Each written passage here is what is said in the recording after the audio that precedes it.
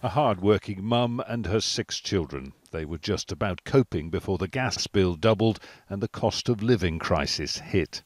You can talk to them about why we can't afford fancy phones and flashy holidays and things like that, but when you're running out of the basics to get you through the week, that you feel like you're failing. You feel like you're failing. The family reluctantly sought help. SARA DAWSON is a volunteer family support worker ferrying supplies to 90 families in the Cumbrian town of Penrith. Many of our families are really reluctant to come forward because they feel like, you know, they should be able to provide for their children and provide for themselves. On the edge of the Lake District, this picturesque facade hides a seam of poverty that runs deep and is growing.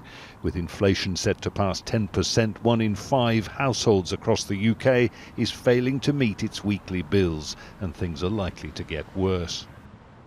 We're in the height of summer now, and over autumn and winter there's going to be a real worry about whether families can, they may have to choose between feeding the family or keeping the family warm.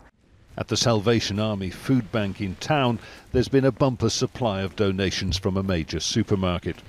Volunteers date and stack the products ready for collection by a fast increasing number of visitors. We're getting people that are working, and so they're on income, but they're still needing help because they can't budget their money out to cover everything.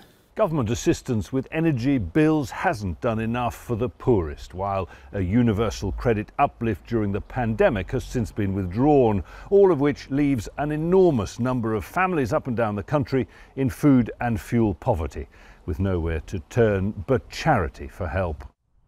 The government, meanwhile, is otherwise occupied. The candidates in a lengthy contest to succeed Boris Johnson have promised further help, but after a summer of holiday gridlock and public sector strikes, it'll be the autumn before the new Prime Minister can get to grips with an economy on the verge of recession. I don't expect to have a lot. I just expect to be able to pay my bills and my food and not have to be constantly worrying over every single penny that goes out of this house. For the worst off, then, the prospect of a winter ahead with yet higher prices and the dreadful choice of whether to heat or eat.